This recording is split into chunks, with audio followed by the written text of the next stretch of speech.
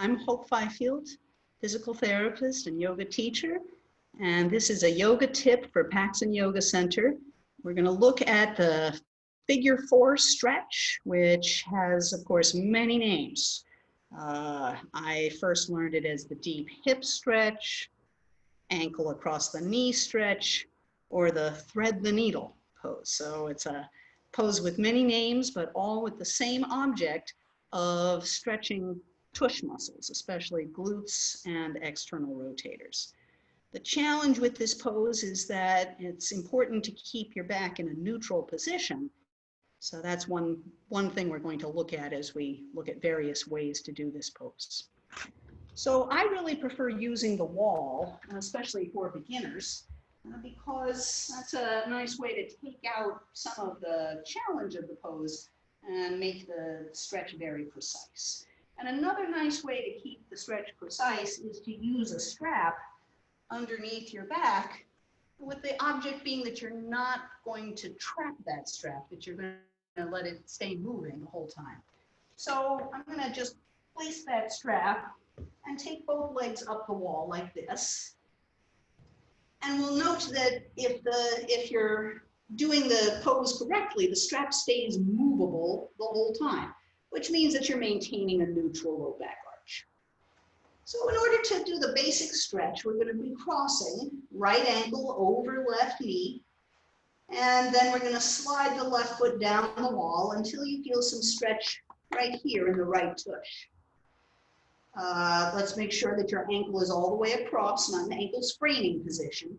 And if this knee feels vulnerable in any way, it's always okay to flex that ankle, which can just make your knee feel a little more solid. I'm aiming to make a lot of space between breastbone and pubic bone here. And again, that strap stays movable the whole time. Now, if I were interested in getting a little more stretch, but I still wanted to use the wall, then I can take my left heel off the wall like a high-heeled shoe. And so that'll move this knee a little more deeply into the pose and a little more stretch here. Now, the thread the needle name for this pose comes from what happens when you no longer really need the wall. So if you're really able to keep your tailbone heavy, strap still movable, and you feel the need for more stretch, then you thread your right hand in between the two legs, hold on behind the left knee, left hand holds on behind the left knee, and then you can pull that left knee a little more into the pose. But let's note, I still have a movable strap, right? To do the other side, I just put my feet back on the wall. I like to bring both feet up just to let the legs ease for a moment.